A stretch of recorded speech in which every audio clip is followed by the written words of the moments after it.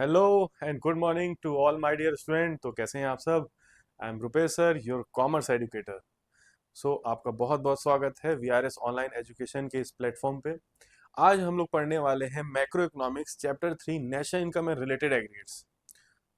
तो बहुत बहुत स्वागत है आपका चैनल में जुड़े रहिएगा। वीडियो को लास्ट तक देखिएगा क्योंकि आज इस चैप्टर में आप बहुत सारी चीजें सीखने वाले हैं जो नेशनल इनकम कैलकुलेट और मेजर करते समय आपको काम आने वाले हैं। डिफरेंट डिफरेंट फॉर्मूले हम लोग सीखेंगे और उससे रिलेटेड हम लोग कुछ न्यूमेरिकल सॉल्व करेंगे जो बेसिकली आपके एग्जाम में आने वाली है। तो बिना किसी देरी के हम लोग चलते हैं अपने इस वीडियो को चालू करने और अपने आगे की चीजों को समझने। लेकिन सबसे पहले अगर आपने चैनल को सब्सक्राइब नहीं किया है तो सब्सक्राइब कर दीजिए और बेल आइकन प्रेस करके अपने दोस्तों में इस वीडियो को शेयर कर दीजिए। तो चलिए चालू करते हैं हम लोग आज की वीडियो। Let's begin.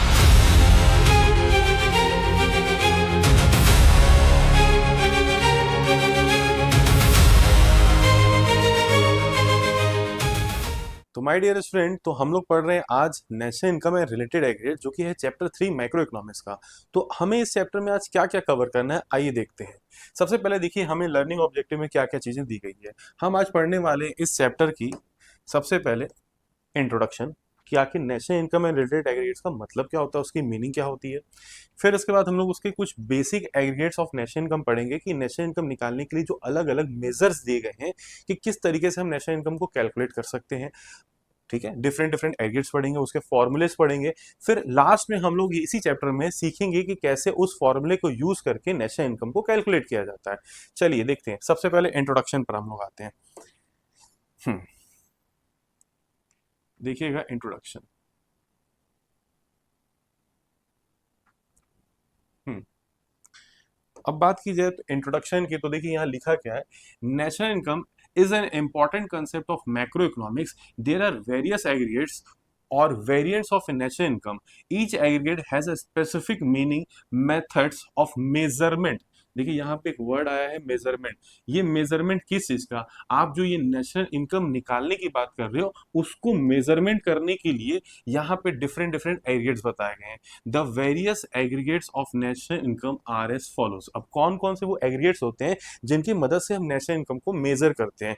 तो बेसिकली देखिए आपको इस चैप्टर में ध्यान से देखिएगा, आपको इस चैप्टर में कुल मिला के 8 एग्रीगेट्स पढ़ने हैं अपने नेशनल इनकम को मेजर करने के लिए। देखिए सबसे पहला क्या पढ़ना है हमें यहाँ पर, जीडीपी एट मार्केट प्राइस। देखिए जीडीपी एट मार्केट प्राइस, अगर हमें जीडीपी एट मार्केट प्राइस को शॉर्ट फॉर्म में लिखना रहेगा तो कुछ इस तरीके से लिखेंगे। सबसे पहले आप लिखेंगे जीडीपी कैपिटल लेटर में, और मार्केट प्राइस आप उसके थोड़ा सा नीचे जाके कुछ इस तरीके से कैपिटल लेटर में लिखेंगे, हमेशा याद रखिएगा। और इसको रीड कैसे करते हैं, जीडीपी एट मार्केट प्राइस। ठीक है, मैं यहां लिख रहा हूं GDP at market price. Market price याद रखिएगा। क्लियर है, इस तरीके से एग्रीगेट्स को रीड किया जाता है। तो हमें यहाँ पे कुल मिला के 8 एग्रीगेट्स पढ़ने हैं। वो कौन कौन से हैं, GDP at market price, GDP at factor cost, फिर NDP at market price, NDP at factor cost. ठीक है, अब देखिए एनडीपी एट फैक्टर कॉस्ट को हम डोमेस्टिक इनकम भी बोलते हैं, याद रखिएगा ये चीज। एनडीपी एट फैक्टर कॉस्ट को डोमेस्टिक इनकम भी बोलते हैं। एक मिनट, इसको इरेज करके दोबारा लिख रहे हैं हम ताकि आपको अच्छे से दिखे। डोमेस्टिक इनकम, डीआई, याद रखिएगा इसको डीआई भी बोलते हैं। फिर इसके बाद लिखा है gross national product at market price, gross national product at factor cost, net national product at market price, net national product at factor cost. Net national product at factor cost को हम नेशनल इनकम भी बोलते हैं, ये चीज याद रखिएगा। ठीक है, ये है आपका डोमेस्टिक इनकम, ये है आपका नेशनल इनकम। अब इन्हीं एग्रीगेट्स को वन बाय वन हम लोग यहाँ पे मीनिंग के साथ समझते हैं, उसके फॉर्मूले को देखते हैं, फिर प्रैक्टिकल क्वेश्चन करते हैं और इस चैप्टर को करते हैं कंप्लीट। आइए देखिए,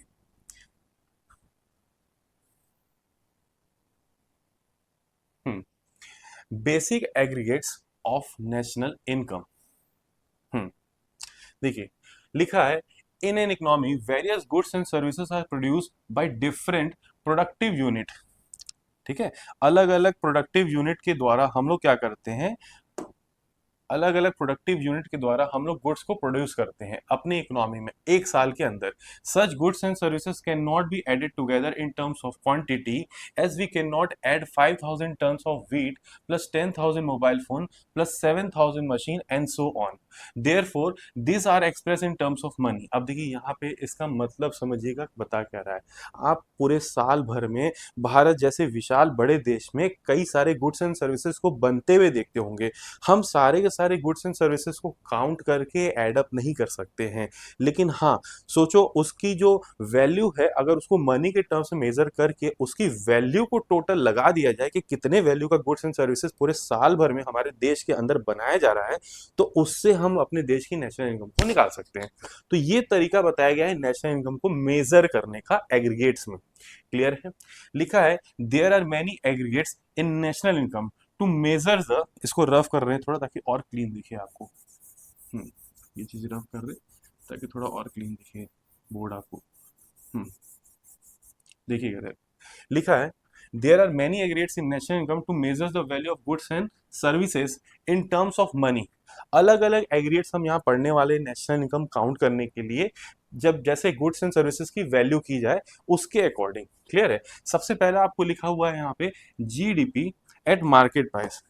ठीक है, जीडीपी एट मार्केट प्राइस। अब जीडीपी एट मार्केट प्राइस का मतलब क्या होता है, इसको यहाँ पे हम लोग समझने की कोशिश करते हैं। जीडीपी एट मार्केट प्राइस का मतलब क्या है, देखिएगा इधर, जीडीपी एट मार्केट प्राइस लिखा है it refers to gross value of all final goods and services produce with in the domestic territory of a country during a period of 1 year. इसका मतलब होता है जो गुड्स एंड सर्विसेज आप बना रहे हो उसकी जो मेन ग्रॉस वैल्यू है, जो टोटल वैल्यू है, अगर आप उसको एड अप कर लोगे कि हमारे देश की बाउंड्री के अंदर कितने वैल्यू के गुड्स एंड सर्विसेज बनाए जा रहे हैं, उसी को हम पूरे साल भर में अगर काउंट कर लें तो वो बन जाती है हमारी जीडीपी एट मार्केट प्राइस। यहां पर ग्रॉस का मतलब क्या लिखा है, लिखा है gross in GDP at MP signifies that no provision has been made for depreciation. ठीक है, अगर ग्रॉस वैल्यू लिखी गई है तो ग्रॉस वैल्यू में डेप्रिसिएशन इंक्लूडेड है, उसमें से डेप्रिसिएशन को माइनस नहीं किया गया है। ये चीज याद रखिएगा। देखिए आगे लिखा भी है इट इंक्लूड्स डेप्रिसिएशन। अब जैसे क्लास 11th में आपने डेप्रिसिएशन का चैप्टर पढ़ा था, कोई भी एसेट की वैल्यू होती थी तो उसकी हम लोग क्या करते थे, टोटल वैल्यू यानी ग्रॉस वैल्यू में से डेप्रिसिएशन माइनस करते थे तो नेट वैल्यू निकलता। तो यहाँ पे भी जो ग्रॉस वैल्यू का जो सिस्टम है, थोड़ा आपको शॉर्टकट में हम बता दें। जैसे देखिएगा, अगर हम ग्रॉस वैल्यू को कैलकुलेट करना चाहते हैं तो हम क्या करेंगे, नेट वैल्यू में जो भी हमारा इन्वेस्टमेंट या कोई भी चीज है, नेट वैल्यू में हमेशा डेप्रिसिएशन को हम क्या करते हैं, ऐड कर देते हैं।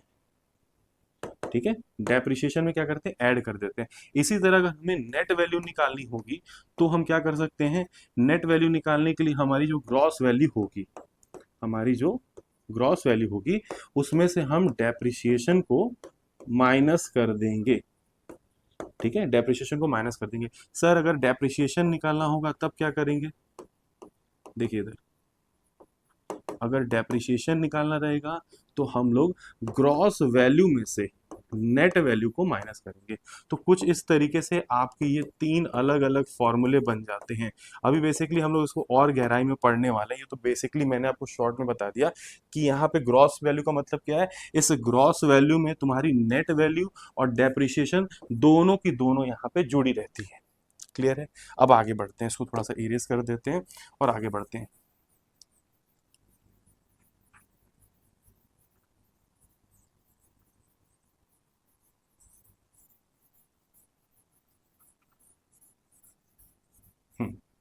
चलिए अब नेक्स्ट स्लाइड पे आते हैं हम लोग। यहाँ पर नेक्स्ट स्लाइड में हमारे सामने आ रहा है डोमेस्टिक का मतलब कि जीडीपी एट एमपी में जो यहाँ पे डी है, डी का मतलब क्या होगा, डी स्टैंड फॉर डोमेस्टिक। याद रखिएगा, D stand for domestic. Sir domestic का मतलब क्या होता है, अपने देश के अंदर की अगर बात हो रही है तो domestic boundaries of the country की बात हो रही है, domestic area of the country की बात हो रही है, domestic territory of the country की बात हो रही है।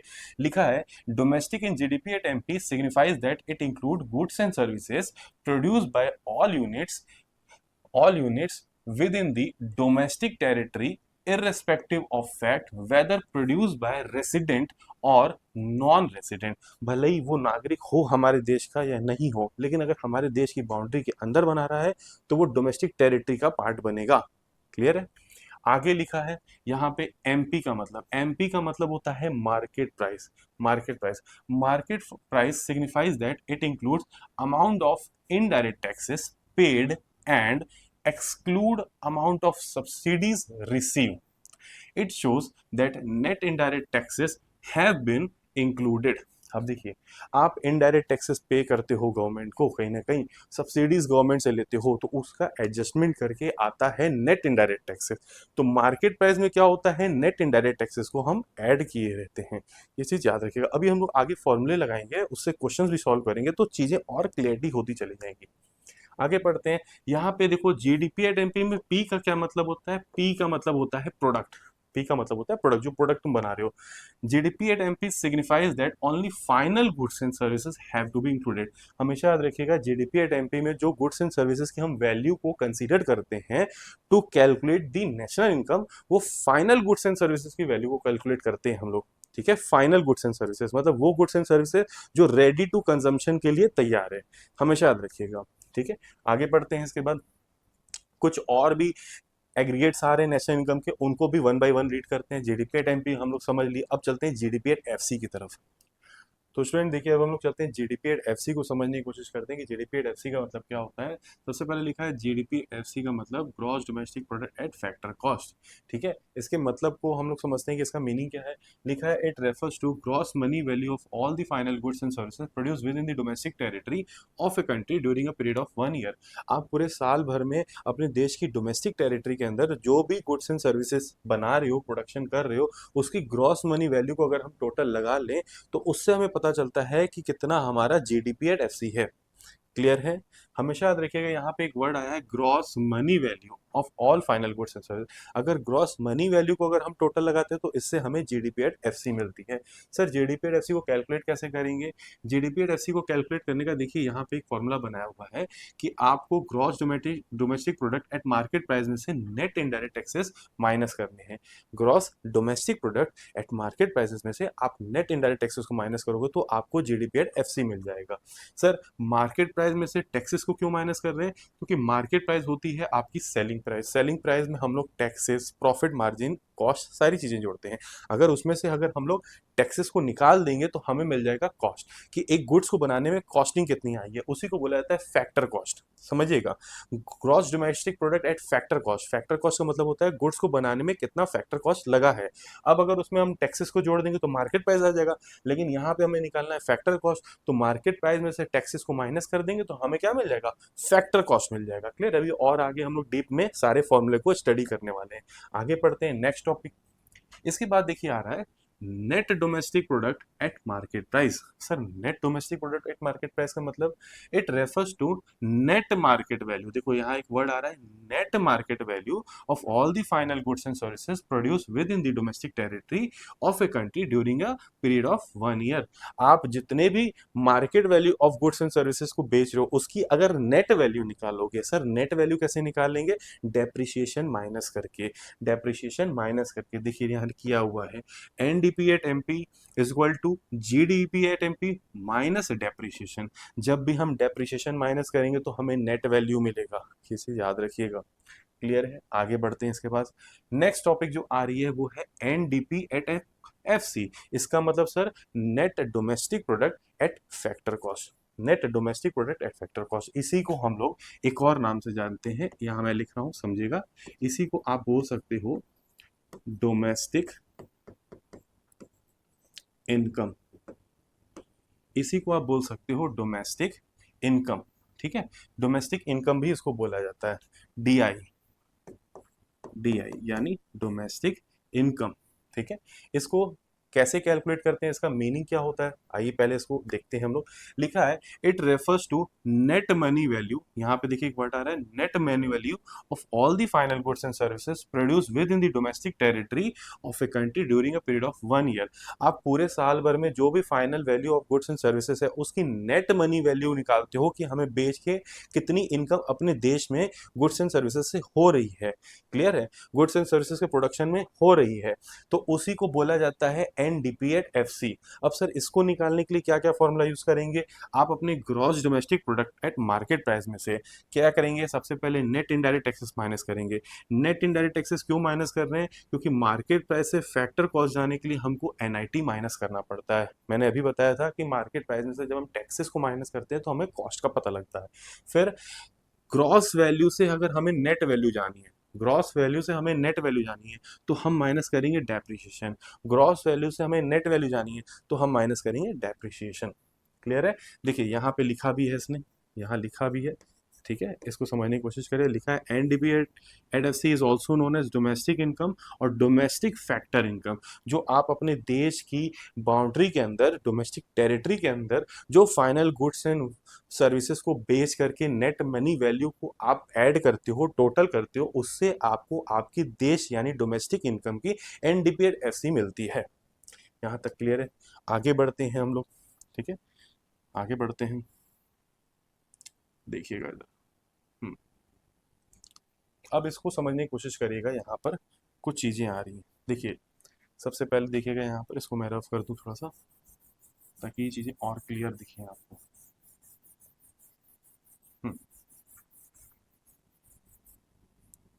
देखिए अब यहाँ पे आ रहा है रिलेशनशिप बिटवीन 4 डोमेस्टिक कॉन्सेप्ट, अलग अलग डोमेस्टिक कॉन्सेप्ट के कुछ रिलेशनशिप को यहाँ पे समझने की कोशिश करते हैं। सबसे पहला आ रहा है GDP at MP, GDP at FC, NDP at MP and NDP at FC are our 4 domestic concept. The term domestic signifies that contribution of only those producers whether resident or non-resident, it is to be included who are within the domestic territory of the country। अगर बात केवल और केवल domestic territory की होगी तो ये domestic concept में आएगा, किस में आएगा, डोमेस्टिक कॉन्सेप्ट में आएगा। यहाँ पे देखो हर जगह पे डी आ रहा है बीच में, डी स्टैंड फॉर डोमेस्टिक, जैसे जीडीपी, फिर वापस से जीडीपी, ये मार्केट प्राइस वाला, ये फैक्टर कॉस्ट वाला, फिर इसी तरह NDP at market price, NDP at factor cost. तो ये 4 एग्रीगेट्स में आप देखो बीच में क्या आ रहा है, डोमेस्टिक आ रहा है, तो ये डोमेस्टिक कॉन्सेप्ट के बारे में बता रहा है।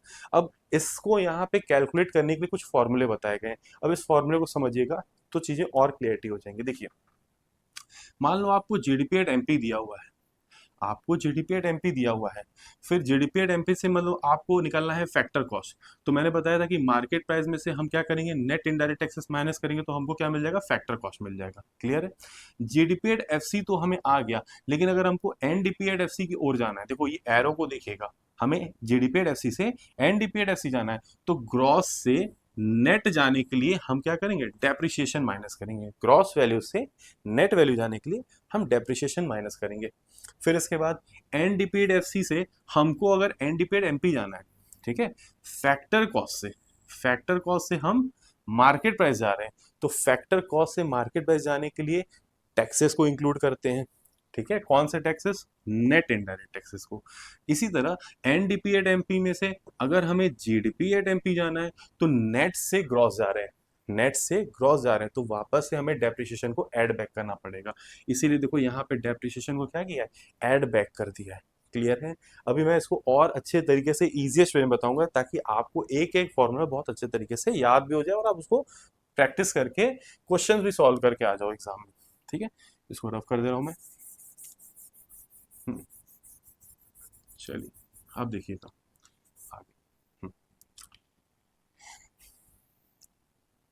देखिए इसके बाद जो कॉन्सेप्ट आ रहा है हमारे सामने वो कौन सा आ रहा है, लिखा है gross national product at market price. Sir gross national product at market price का मतलब it refers to gross market value. देखो यहाँ पे एक वर्ड आ रहा है market value of all the final goods and services produced by the normal resident of a country during a period of 1 year. एक नॉर्मल रेसिडेंट हमारे देश में जितनी भी फाइनल गुड्स एंड सर्विसेज बनाता है उसकी अगर हम ग्रॉस मार्केट वैल्यू को टोटल कर लेते हैं तो हमें क्या मिल जाता है, gross national product at market price. Sir इसको कैलकुलेट कैसे करेंगे, ग्रॉस डोमेस्टिक प्रोडक्ट में आप क्या करोगे, देखो ध्यान से, यहां पर जी और जी सेम है, ठीक है, फिर डोमेस्टिक से नेशनल जाना है, डोमेस्टिक इनकम से नेशनल इनकम जानी है, तो कैसे जाएंगे सर, डोमेस्टिक कंसेप्ट से नेशनल कॉन्सेप्ट में जाने के लिए हम लोग NFIA ऐड करते हैं। मतलब डोमेस्टिक का मतलब होता है वो इनकम जो आप अपने देश की final value of goods and services को बेच करके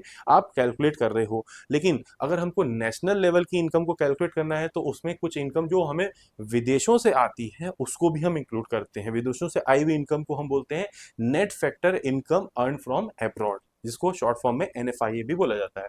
तो सर डोमेस्टिक इनकम से नेशनल इनकम की ओर अगर हम बढ़ रहे हैं, यानी डोमेस्टिक कॉन्सेप्ट से नेशनल कॉन्सेप्ट की बढ़ रहे हैं, तो हमें यहाँ पर NFIA इसको क्या करना पड़ेगा, ऐड करना पड़ेगा, तब जाके हमको gross national product at market price मिलेगा। क्लियर है, तो ये था थोड़ा सा आपको एग्रीगेट्स बताया था। चलिए आगे बढ़ते हैं, हम लोग इसको और अच्छे से फॉर्मूले को प्रैक्टिस करते हैं और सीखते हैं, समझते हैं, ताकि ये चैप्टर हमारा और भी क्लियर हो जाए।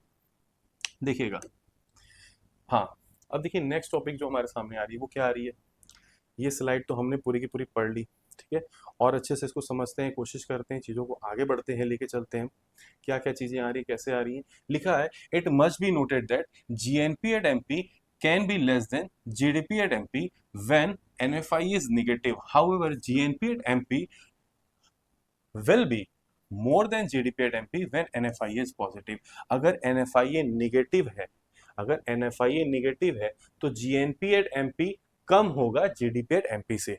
लेकिन अगर NFI पॉजिटिव है तो GNP at MP जो है वो मोर होगा as compare to GDP at MP। तो वो क्वेश्चन लगाते लगाते आपको पता चल ही जाएगा क्यों मोर है क्यों लेस है। अब यहाँ पे कॉन्सेप्ट आ रहा है, एक नया एग्रीगेट्स आ रहा है जिसका नाम है gross national product at factor cost. Sir gross national product at factor cost का मतलब क्या होता है, लिखा है, it refers to gross money value. जब भी वर्ड आ जाएगा ग्रॉस, समझ जाना ग्रॉस मनी वैल्यू की बात किया है, किसकी, जो फाइनल गुड्स एंड सर्विसेज एक नॉर्मल रेसिडेंट हमारे देश के अंदर, कंट्री के अंदर पूरे साल भर में प्रोड्यूस कर रहा है, उसकी बात हो रही है। इसको कैलकुलेट कैसे करते हैं sir, GNP at FC equal to GNP at MP minus net indirect taxes. देखो G और G सेम है, नेट नेशनल और नेशनल भी सेम है, प्रोडक्ट और प्रोडक्ट भी यहाँ पे सेम है।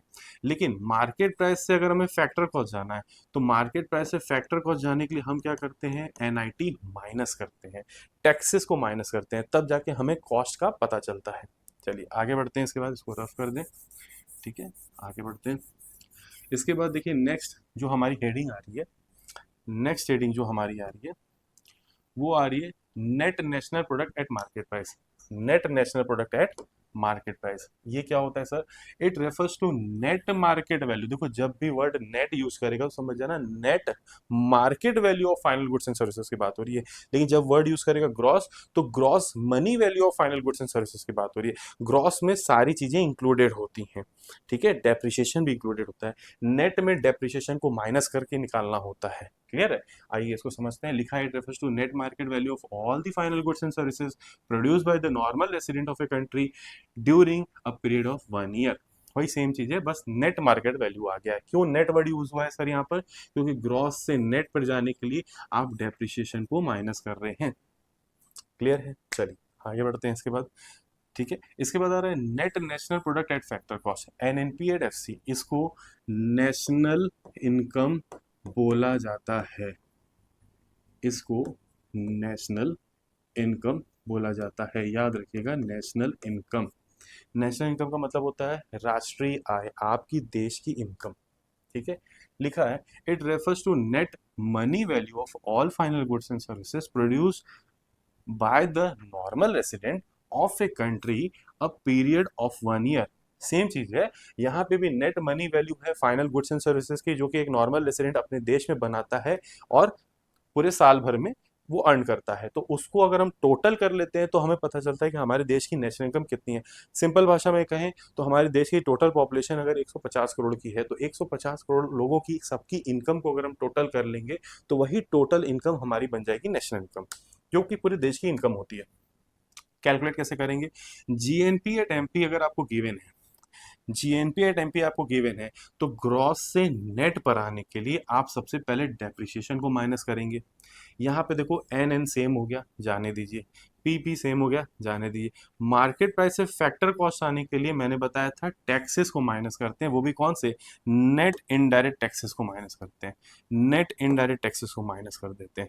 तो ये फॉर्मूला आपका इस तरीके से बन जाएगा। अब देखिए यहाँ पे एक चीज और बता रहा है, it must be noted that NNP at FC is also known as national income, जो कि मैंने आपको ऊपर बताया। क्लियर है? तो ये कॉन्सेप्ट्स थे आपके एग्रीगेट से रिलेटेड। क्लियर है? चलिए आगे बढ़ते हैं इसके बाद। हम्म, अब ये कुछ फॉर्मूले जो थे आपको यहाँ बताए गए हैं, ठीक है, इनको मैं आपको और शॉर्टकट तरीके से बताऊंगा, इस बुक से भी थोड़ा इजी तरीके से बताने की कोशिश करूंगा, जिससे आपको ये और ज्यादा क्लियर हो जाए, फॉर्मूला रटने की जरूरत ना पड़े, इवन आप फॉर्मूला खुद से बनाना सीख जाओगे। उससे पहले हम लोग पहले डिफरेंस पढ़ लेते हैं कि डोमेस्टिक इनकम और नेशनल इनकम का डिफरेंस क्या है। ज्यादातर ये सवाल आपके एग्जाम में पूछ सकता है, तो इसको आप इंपॉर्टेंट मार्क कर लीजिएगा, क्या पता आपके एग्जाम में ये आ जाए। वेरी वेरी इंपॉर्टेंट कि डोमेस्टिक इनकम और नेशनल इनकम में क्या डिफरेंस है। एक मिनट मैं इसको रफ कर दूं ताकि ये आपको क्लीन दिखे।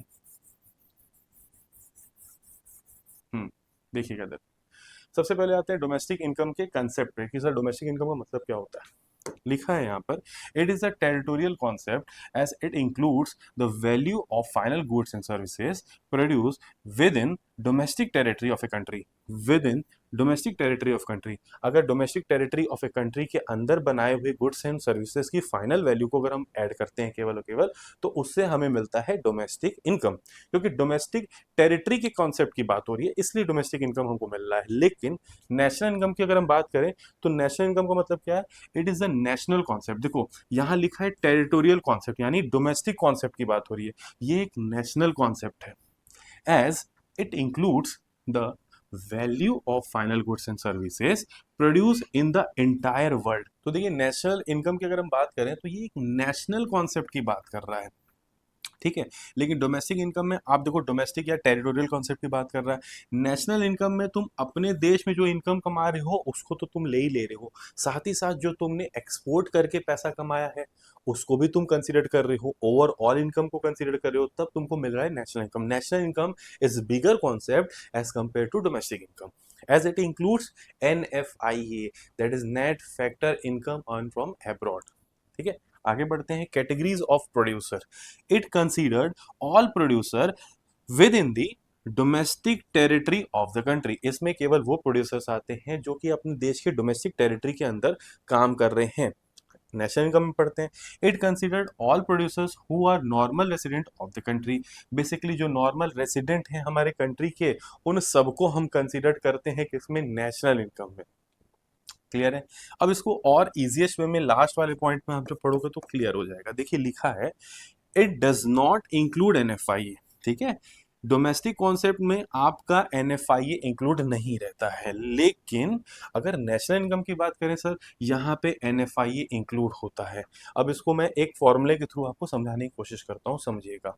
हम नेशनल इनकम को, समझिएगा, हम नेशनल इनकम को, नेशनल इनकम को NNP एट FC लिखते हैं, बोलते हैं, इसका अल्टरनेटिव नेम होता है।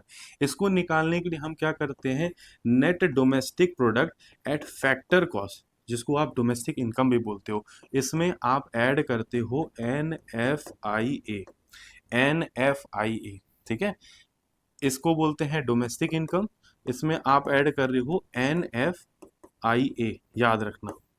क्लियर है? तो डोमेस्टिक इनकम में एनएफआईए ऐड करेंगे तब जाके आपको नेशनल इनकम मिलेगा। वही चीज देखिए यहाँ लिखा है कि डोमेस्टिक इनकम में एनएफआईए नहीं होता है, लेकिन वही एनएफआईए आप नेशनल इनकम में निकालने के लिए क्या करते हो, जब डोमेस्टिक इनकम में ऐड करते हो तो आपको मिल जाता है नेशनल इनकम। क्लियर है? चलिए आगे बढ़ते हैं, नेक्स्ट स्लाइड पे हम चलते हैं। इसके बाद देखिएगा, अब हमारे सामने जो टॉपिक आ रही है, वो आपको एक चार्ट दिखेगा, उसमें क्या किया है, चीजें बताया है कि किस तरीके से हम सारी चीजों को कैलकुलेट करते हैं। ठीक है, नेट डोमेस्टिक प्रोडक्ट निकालने के लिए हम क्या कर सकते हैं, किस तरीके से फॉर्मूले को पुटअप करेंगे, इन चीजों को मैं आपको और इजीएस्ट वे में साइड में समझाने की कोशिश करूँ। आप अपनी अपनी कॉपी निकाल के इसको समझिएगा ध्यान से। इधर मैं जो चीज बोर्ड पे लिखने जा रहा हूँ, देखिए इधर सबसे पहले, चलिए सबसे पहले मैं बेसिक फॉर्मूले से स्टार्ट कर रहा हूँ। लिखिएगा नंबर 1, सबसे पहले लिखिएगा market price, market price, market price is equal two factor cost plus NIT। Market price is equal two factor cost plus NIT, याद रखिएगा। मार्केट प्राइस निकालने के लिए हम क्या करेंगे, फैक्टर कॉस्ट और NIT को हम ले लेंगे। फिर इसके बाद देखिएगा, इसी से देखिए मैं एक फॉर्मूला और बनाऊंगा, सेम इसी से मैं एक फॉर्मूला और बनाऊंगा। कैसे सर, अगर मान लीजिए फैक्टर कॉस्ट निकालना है तब हम क्या करेंगे, factor cost is equal to market price, जो आपकी मार्केट प्राइस है वो मार्केट प्राइस आप यहां लेंगे, मार्केट प्राइस माइनस NIT। ठीक है, अगर मान लो NIT आपको दे दिया एग्जाम में निकालने के लिए, तब NIT कैसे निकालेंगे आप, NIT निकालने के लिए आप क्या कर सकते हैं, जो आपकी मार्केट प्राइस है उसमें से आप फैक्टर कॉस्ट को माइनस करेंगे। जो NIT है आपकी, NIT निकालने के लिए आप क्या करेंगे, मार्केट प्राइस में से फैक्टर कॉस्ट को निकालेंगे। बेसिकली सेलिंग प्राइस में से कॉस्ट प्राइस माइनस करते हैं तो प्रॉफिट मिलता है, same to same market price में से फैक्टर कॉस्ट को माइनस करेंगे तो हमें NIT मिलेगा। अब नेक्स्ट फॉर्मूला लिखिएगा इसी के बाद अपनी कॉपी में आप लोग, नंबर 4, नेक्स्ट फॉर्मूला लिखिएगा इसके बाद NIT, मार्केट प्राइस और फैक्टर कॉस्ट, ये सारी चीजें तो हो गई। अब ग्रॉस वैल्यू लिखिएगा, लिखिएगा gross value, gross value, gross value is equal to net value plus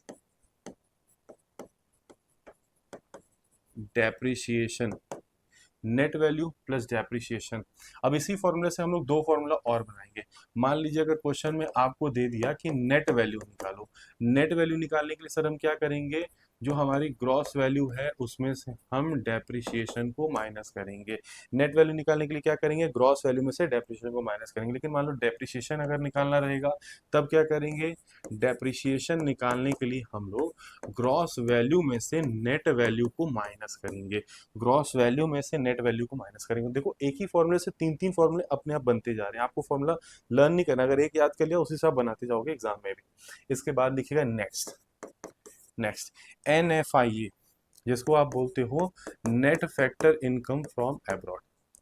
यहां मैं लिख रहा हूं net factor income, income from abroad. इसका फॉर्मूला क्या होता है, factor income receive from abroad minus, minus इसको मैं रखूँ, हाँ, minus factor income paid to abroad. ठीक है, शॉर्ट फॉर्म में इसको लिखेंगे सर कैसे, रिसीव जितना तुमको हुआ विदेश से आई हुई इनकम, उसमें से हमने जितना पे किया विदेशों में माइनस कर देंगे, जितना रिसीव हुआ उसमें से पेड वाला माइनस करेंगे तो हमको मिल जाएगा NFIA। क्लियर है, तो ये कुछ फॉर्मूले थे जिनको आपको माइंड में रखना है इसको कैलकुलेट करने के लिए। अब इस फॉर्मूले को हम अपने इस चार्ट की मदद से समझेंगे। देखिए हम इसको यहाँ पे और अच्छे तरीके से समझाने की आपको कोशिश कर रहे हैं। मान लीजिए क्वेश्चन में एग्जाम में आपको दे दिया, जैसे मान लीजिए आपको गिवन है क्वेश्चन में GDP at MP, GDP at MP आपको गिवन है, लेकिन मान लो क्वेश्चन में हमको दे दिया कि GNP एट MP निकालो। ये चीज आपको निकालनी है। देखिए हमेशा याद रखिएगा, जो चीज आपको कैलकुलेट करनी है उसको आपको नीचे लिखना है, और जो चीज गिवन रहेगा, जैसे मान लो ये गिवन है तो इसको हम गिवन वाले को ऊपर लिखेंगे, ये गिवन है, इसको क्वेश्चन में गिवन है तो इसको ऊपर लिखना, और जो चीज निकालनी है उसको नीचे लिखना। अब कैसे फॉर्मूला बनाएंगे, ग्रॉस ग्रॉस सेम हो गया, डोमेस्टिक से नेशनल आने का है, डोमेस्टिक से नेशनल आने के लिए हम क्या करेंगे, देखिए इसका भी हम आपको फॉर्मूला यहाँ पे लिखवा देते हैं, समझिएगा ध्यान से इधर। National income is equal to domestic income plus NFIA, national income equal to domestic income plus NFIA। इसी तरह मान लो अगर हमें डोमेस्टिक इनकम निकालना रहेगा तो क्या करेंगे, NFIA उधर चला जाएगा और नेशनल इनकम से माइनस हो जाएगा, तो बन जाएगा नेशनल इनकम माइनस NFIA। इसी तरह मान लो अगर हमें NFIA केवल निकालना रहता तो हम क्या करते, नेशनल इनकम में से डोमेस्टिक इनकम को माइनस कर लेते। यहाँ पे क्या है सर, डोमेस्टिक से नेशनल जाना है हमें, तो डोमेस्टिक से अगर नेशनल जाना है तो हमें क्या करना पड़ेगा, NFIE ऐड करना पड़ेगा। तो यहाँ लिख लो प्लस NFIA। PP सेम हो गया, MP सेम हो गया। क्लियर है, PP सेम हो गया, MP सेम हो गया। अब इसका फॉर्मूला कैसे बना सर, देखिएगा फॉर्मूला कैसे बना इसका। देखिए फॉर्मूला आपको ये निकालना था, तो आप लिखोगे GNP at market price is equal to, given था आपको GDP at market price, plus आपने किया है NFIA। That's it. तो ये आपका फॉर्मूला तैयार होगा। तो एग्जाम में आप फॉर्मूला कोशिश करिएगा इस तरीके से बनाने की कोशिश करिएगा, रटने की जरूरत नहीं है आपको। क्लियर है, आगे चलते हैं। ठीक है, आगे चलते हैं। चलिए देखिए, अब इसके बाद जो कंसेप्ट आ रहा है वो क्या आ रहा है, gross domestic product at market price और नेशनल इनकम, यानी GDP एट MP और NNP एट FC में क्या डिफरेंस है। देखिए डोमेस्टिक है यहाँ पर, तो ये टेरिटोरियल कॉन्सेप्ट होगा, डोमेस्टिक कॉन्सेप्ट होगा, क्योंकि as it include value of final goods and services produce with in the domestic territory of a country only. अगर केवल और केवल domestic territory of a country के अंदर की वैल्यू को अगर हम कैलकुलेट करके ऐड करते हैं तो इससे हमें मिलता है domestic product at market price. लेकिन अगर उसी में हम उस इनकम को भी इंक्लूड कर दे जो वर्ल्ड से हमें मिल रही है, तो वो बन जाता है नेशनल इनकम। ये नेशनल कॉन्सेप्ट होता है, क्योंकि इसमें क्या इंक्लूड है, जो वर्ल्ड से आई हुई इनकम है, बेसिकली NFIA, जो आपको विदेश से इनकम आ रही है, net factor income from abroad, इसमें हम ऐड कर देंगे तो ये नेशनल इनकम का पार्ट बन जाता है। Categories of producer, it considered all the producer with in the domestic territory of a country. इसमें वो प्रोड्यूसर्स आते हैं जो हमारे देश के अंदर काम कर रहे होते हैं। इसमें कौन लोग आते हैं, it considered the producers who are normal resident of a country, जो केवल हमारे देश के ही रेसिडेंट नॉर्मल आज तक रह रहे हैं, एक आम नागरिक की बात हो रही है। नेट इनडायरेक्ट टैक्स किसमें इंक्लूड होता है, किसमें नहीं होता है, ये मार्केट प्राइस है, तो मार्केट प्राइस में तो इंक्लूड होता ही है टैक्सेस, अभी हमने पढ़ा, as it is market price it include NIT, net indirect taxes. लेकिन ये केवल और केवल फैक्टर कॉस्ट है, तो फैक्टर कॉस्ट में हम NIT को कंसीडर्ड नहीं करते हैं, ये एक्सक्लूड करता है। डेप्रिसिएशन किस में मिलेगा, किस में नहीं मिलेगा, तो देखो यहाँ पे ग्रॉस है, ग्रॉस में तो डेप्रिसिएशन होगा ही, इट इंक्लूड डेप्रिसिएशन, वो है net, net national product at factor cost. तो नेट वैल्यू निकालने के लिए हम डेप्रिसिएशन को क्या करेंगे, इंक्लूड नहीं करेंगे। क्लियर है ये डिफरेंस, तो ये छोटा सा डिफरेंस आपके एग्जाम में पूछ सकता है, तो वो भी मैंने आपको बता दिया। क्लियर है। अब देखो 4 डोमेस्टिक कॉन्सेप्ट हम लोगों ने पढ़े, 4 नेशनल कॉन्सेप्ट हम लोगों ने पढ़े। सर डोमेस्टिक कॉन्सेप्ट का मतलब जिस भी एग्रीगेट के बीच में तुम्हें डी मिल रहा है तो ये डोमेस्टिक कॉन्सेप्ट है, जिस भी एग्रीगेट के बीच में आपको नेशनल मिल रहा है तो ये आपका कौन सा कॉन्सेप्ट होगा, ये नेशनल कॉन्सेप्ट हो जाएगा। क्लियर है। तो कुल मिला के हमने 8 एग्रीगेट्स पढ़ ली है अभी तक। चलिए आगे बढ़ते हैं। इस बार इसके नीचे कुछ चीजें और दी गई हैं, उसको और हम लोग बेसिक तरीके से समझने की कोशिश करते हैं कि और क्या क्या हमारे इस पूरे के पूरे चैप्टर में है। तो ये चीज बेसिकली यहाँ तक थी। अब हम लोग नेक्स्ट स्लाइड पे चलते हैं, कुछ और इंपॉर्टेंट चीजों को डिस्कस करते हैं। देखिए यहाँ पर आते हैं। अब इस एग्रीगेट्स के बारे में बताया है कि जी का मतलब क्या है, MP का मतलब क्या है, जो कि हमने ऑलरेडी फॉर्मूले में मैंने आपको बता दिया। कुछ फॉर्मूले जो मैंने पहले ही आपको निकाल दिया कि ग्रॉस से नेट जाने के लिए क्या करना है, NIT यूज कर रहे हैं हम लोग, मार्केट प्राइस से फैक्टर कॉस्ट जाने के लिए NIT क्या यूज कर रहे हैं, कैसे यूज कर रहे हैं, NFIA कैसे निकाल रहे हैं, वो सारी चीजें बता दी।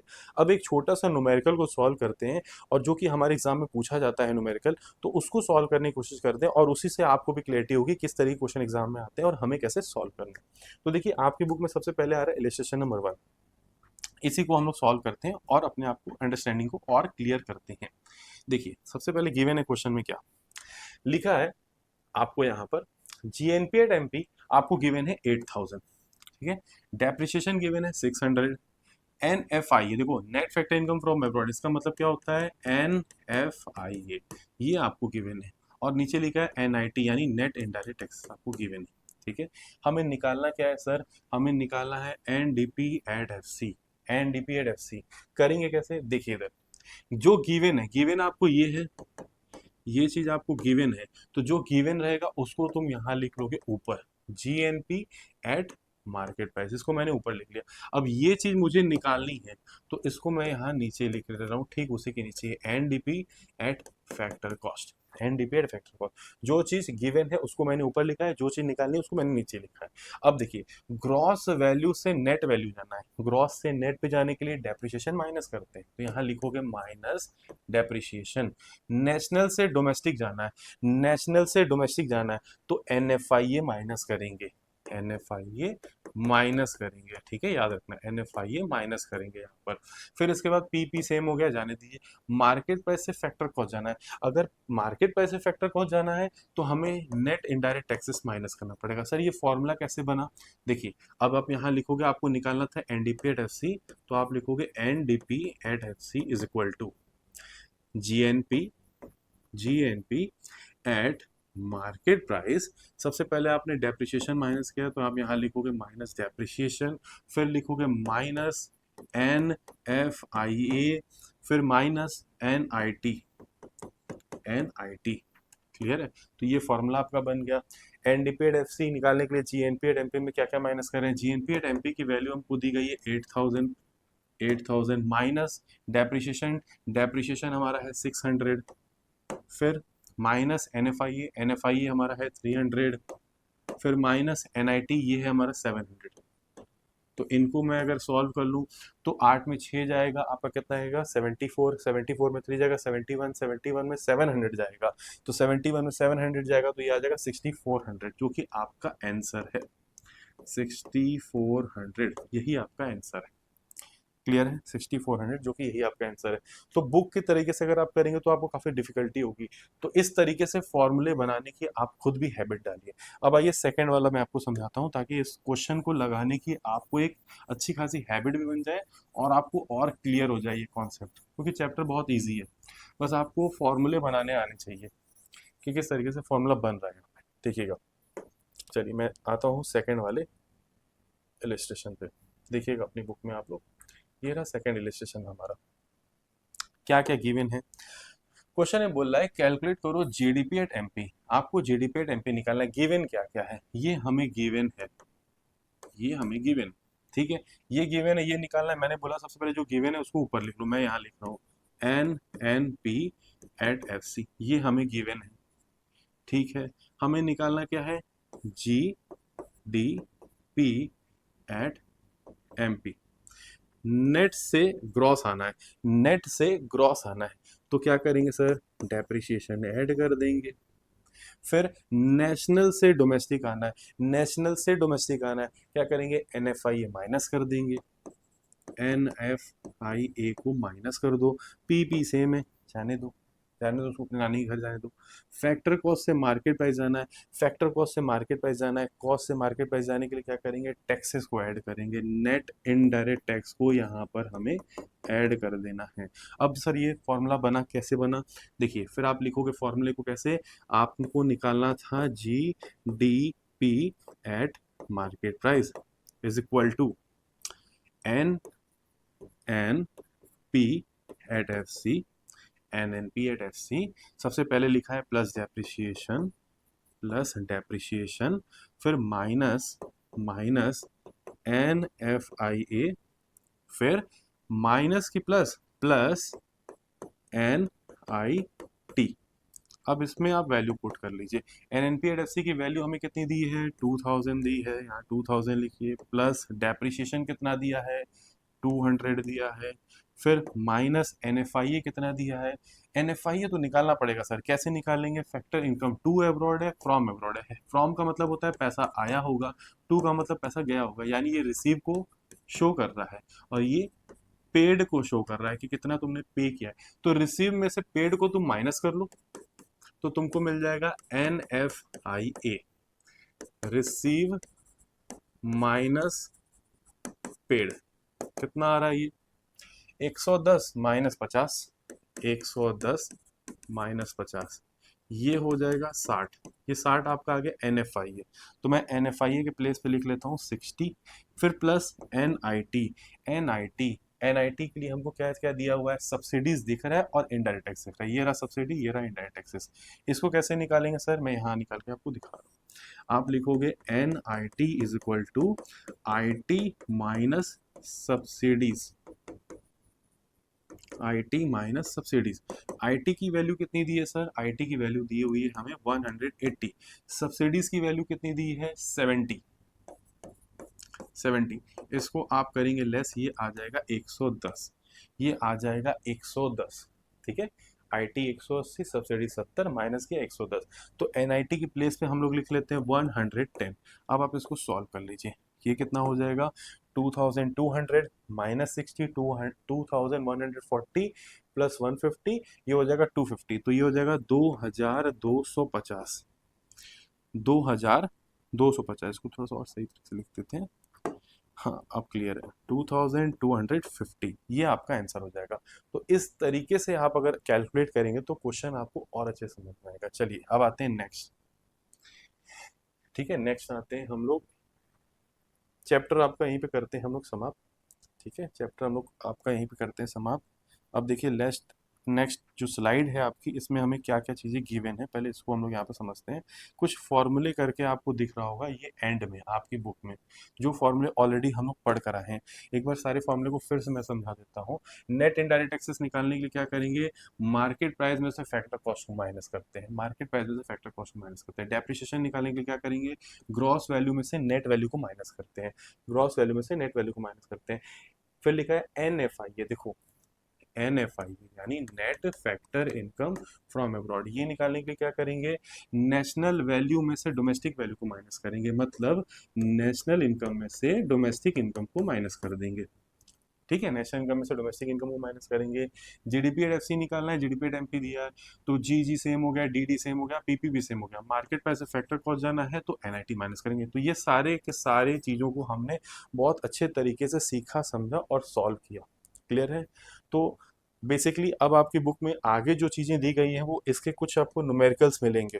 ठीक है, आपके बुक्स में आप इन सबको प्रैक्टिस करिए, लगाइए जितना हो सके, ताकि आपके एग्ज़ाम की तैयारी और अच्छे से हो सके। इसके बाद भी अगर कोई डाउट या कोई क्वेरी रह जाती है तो आप मुझे कमेंट करिएगा। ठीक है, या फिर अपना सजेशन आप शेयर करिएगा।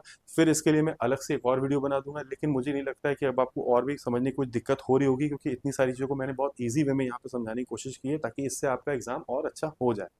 उम्मीद करता हूँ ये चैप्टर आपको बहुत पसंद आया होगा। तो कोशिश करिएगा इसको ज़्यादा से ज़्यादा अपने फ्रेंड्स लोगों में शेयर करिएगा, ताकि उनके भी एग्जामिनेशन बहुत अच्छे तरीके से हो। इसी तरीके से हम लोग और भी आगे नई नई वीडियोस बनाएंगे, नए नए चैप्टर्स की रिवीजन करते रहेंगे। बने रहिएगा मेरे इस चैनल से, और ज़्यादा से ज़्यादा अपने दोस्तों में भी शेयर करिएगा, और अपने इस चैनल को लाइक्स और सब्सक्राइब करना नहीं भूलिएगा, क्योंकि आपकी एक सब्सक्रिप्शन से और आपके लाइक से मेरी हिम्मत बढ़ेगी, तभी मैं आगे चल के और भी अच्छे अच्छे वीडियोस बनाऊंगा जो कि आपकी एग्जामिनेशन के लिए हेल्प करेगा। तो बहुत बहुत धन्यवाद आपका मेरे साथ जुड़े रहने के लिए। खुश रहिए, मस्त रहिए, मिलते हैं अगले वीडियो में। तब तक के लिए जय हिंद, जय भारत।